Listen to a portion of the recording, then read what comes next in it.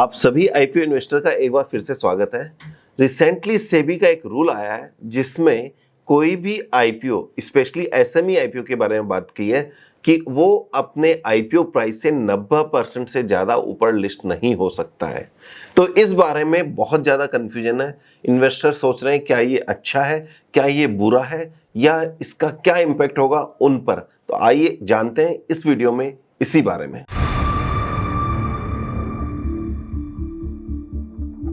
सबसे पहले जानते हैं कि इस रूल की जरूरत क्यों पड़ी। तो सेबी का ये मानना है कि एसएमई स्टॉक्स में बहुत ज़्यादा वॉलेटिलिटी है, जिसको रिड्यूस करने के लिए ये रूल लेके आइए या उसको कर्ब करने के लिए रूल लेके आइए। फर्स्ट थिंग ये हो गई। अभी सिचुएशन ये थी कि 125 आईपीओ जो लिस्ट हुए 2024 में, उसमें से 57 आईपीओ 50% प्लस गेन के साथ लिस्ट हुए हैं, जबकि दूसरी तरफ 28 आईपीओ 105% से ज्यादा गेन के साथ लिस्ट हुए हैं। तो इसका मतलब कि थोड़े आईपीओ ऐसे हैं जो 90% से ऊपर लिस्ट हो रहे हैं। बेसिकली यदि ये कहा जाए तो इन्वेस्टर के पॉइंट ऑफ व्यू से तो अच्छा है। क्यों अच्छा है? क्योंकि यदि कोई आईपीओ डबल लिस्ट हो रहा है, इसका मतलब कि मैनेजमेंट रीजनेबल प्राइस पर आईपीओ लेके आ रहा है, जो इन्वेस्टर के पॉइंट ऑफ व्यू से बिल्कुल अच्छा है। तीसरा पॉइंट यह है कि जो भी सेटलमेंट प्राइस हो, सेटलमेंट प्राइस का मतलब जो भी प्री ओपन में प्राइस डिसाइड होती है या जो डिस्कवरी प्राइस होती है, उसके बाद में उस दिन के लिए उस स्टॉक में 5% का अपर एंड लोअर सर्किट लग जाता है। यानी कि सर्किट लिमिट उस समय 5% की होती है, वो कुछ दिन तक 5% ही चलती है। यदि कोई स्टॉक 110% पर लिस्ट हुआ और उसके बाद में नीचे रहता है और 5% ज्यादा नीचे होता है, तो उस दिन वो लोअर सर्किट लग जाएगा और इसी तरह ऊपर सर्किट लग जाएगा। ये अभी तक का रूल था। तो अभी तक क्या था कि प्री ओपन में डिस्कवरी प्राइस इश्यू प्राइस से 200, 500 और 1000% भी ऊपर लिस्ट हो सकता था। ऐसा रूल था कि उसकी कोई भी लिमिटेशन नहीं थी, बल्कि लिमिटेशन थी तो डिस्कवरी प्राइस के बाद में 5% की लिमिटेशन थी। यहां ऐसा डाउट होता था सेबी को कि शायद कोई मैनेजमेंट या शायद कोई पार्टी इसको मिस यूज करती है, और इसको ध्यान में रखते हुए उन्होंने 90% का रूल लेके आया। जैसे कोई आईपीओ 100 रुपए में आ रहा है तो वो 190 रुपए से ऊपर लिस्ट नहीं हो सकता है, और उसके बाद में जब जो भी डिस्कवरी प्राइस होगी उसके बाद में 5% का सर्किट एज इट इज रहेगा। इस रूल के बाद में सेबी का ये मानना है कि एसएमई आईपीओ में लिस्टिंग डे के दिन वॉलेटिलिटी कम होगी। लेकिन यहां पर मेरा टेक डिफरेंट है।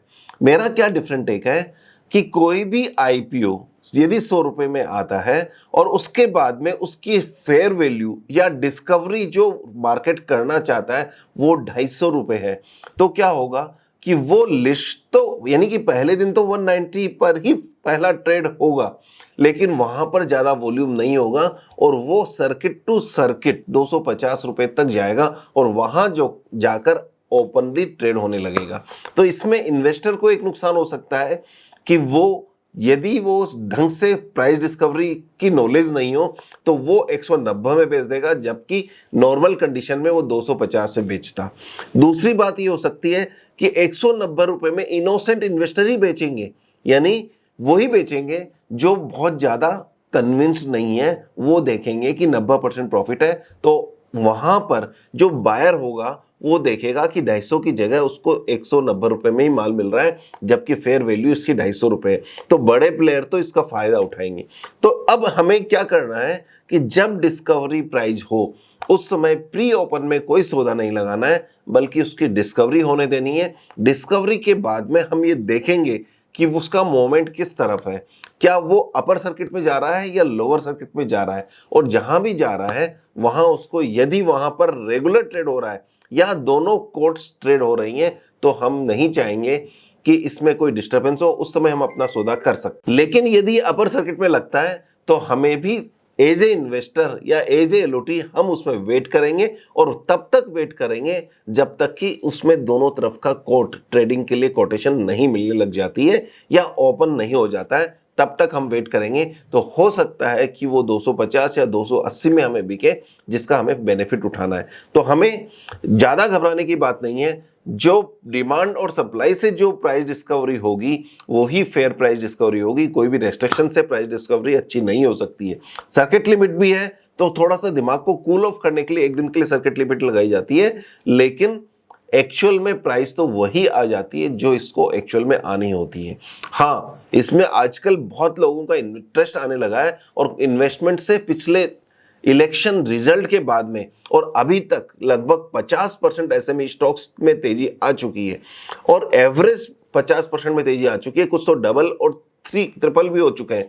तो आपको बहुत कॉशियस रहने की जरूरत है और इस तरह के जब स्टॉक्स में लगाएं तो आप अपना रूल ऑफ 5 जो हमने बना रखा है, जिसका लिंक डिस्क्रिप्शन में लगा रखा है, उसको आप जरूर देख लीजिएगा।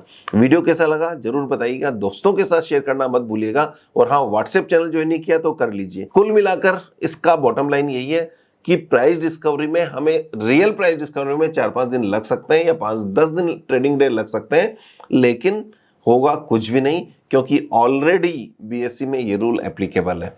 All the best and happy investing. Thank you very much.